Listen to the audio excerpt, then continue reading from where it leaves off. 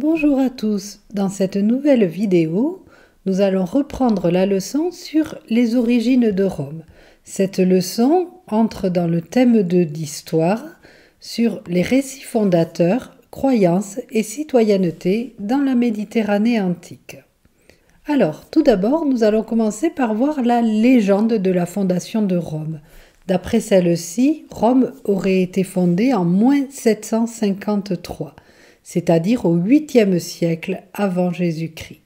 Je vous rappelle que pour trouver le siècle quand on a l'année, on cache le chiffre des dizaines et celui des unités, donc les deux derniers, et on fait +1 au chiffre qui reste. Donc là, on cache le 53, 7 + 1, c'est le 8e siècle, et comme il y a le moins devant, on est avant Jésus-Christ.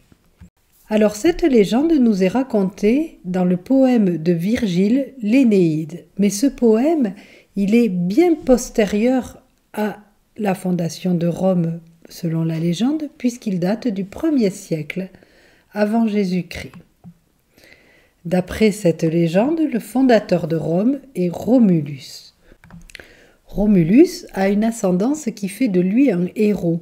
En effet, c'est le fils du dieu Mars et le descendant d'Énée, Énée étant un héros troyen. Finalement, l'Énéide de Virgile se veut un peu comme une suite de l'Iliade d'Homère, qui racontait la guerre de Troie. D'ailleurs, le mot Énéide vient d'Énée. Romulus et Rémus, son frère jumeau, auraient été abandonnés sur le Tibre, d'après la légende, puis sauvés par une louve qui les aurait allaités. Et enfin, ils ont été élevés par une famille de bergers qui vivaient sur le Palatin. Suite à une dispute, Romulus a tué son frère jumeau Rémus, puis il a fondé sa ville sur la colline du Palatin. Pour terminer sur cette légende, il faut bien retenir que c'est un mythe. Des doutes sont exprimés dès l'Antiquité. Par exemple, si on regarde les écrits de l'historien Tite-Live, il raconte cette légende, mais il est assez dubitatif sur sa véracité. Un mythe, ça a aussi des justifications symboliques et une utilisation politique. Par exemple, là, on veut vraiment insister sur le lien entre Rome et les cités grecques, alors qu'à l'époque, au 1er siècle avant Jésus-Christ, Rome est en pleine politique de conquête de territoire. Aussi, ce mythe va servir de propagande sous l'Empire, puisque Auguste, le premier empereur de Rome, se définit comme étant un successeur de Romulus, et quelque part un nouveau fondateur de Rome, puisque c'est lui qui fonde l'Empire. Alors l'historien, quand il veut savoir ce qui s'est passé, il ne se contente pas de la légende et il va essayer de croiser cette légende avec d'autres sources et particulièrement l'archéologie. Alors si on regarde ce qu'a apporté l'archéologie, je vous rappelle que l'archéologie c'est la science qui étudie la vie des hommes à partir de l'analyse de vestiges découverts lors de fouilles. Donc on a découvert des cabanes, des vestiges de cabanes de bergers qui dataient du 8e siècle avant Jésus-Christ, c'est-à-dire bien du siècle où, d'après la légende, Rome a été fondée. Et ces cabanes ont été découvertes sur le Palatin.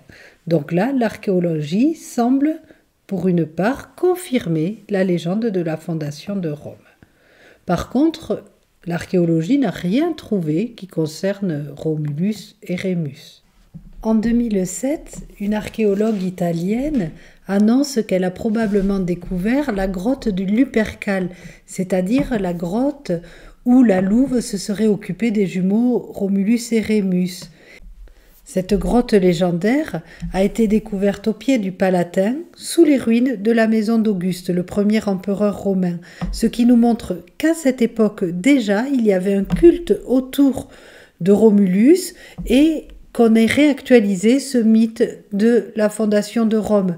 C'est un peu une forme de propagande impériale et là, le fait que cette grotte, dès l'époque d'Auguste, était vénérée, nous confirme cette idée. J'espère que je n'ai pas été trop compliquée. N'hésitez pas à me poser des questions s'il y a des mots ou des idées que vous ne comprenez pas bien, j'essaierai de vous les expliquer plus simplement. Finalement, ce qu'il faut retenir, c'est que l'histoire se construit à partir de sources variées et elle doit croiser ces sources pour essayer, d'une part, de comprendre ce qu'il s'est vraiment passé, mais également ce que croyaient les gens. C'est important de comprendre les croyances d'une époque pour bien comprendre cette époque. Voilà, j'espère que j'ai été claire. Je vous dis à bientôt et bonne révision.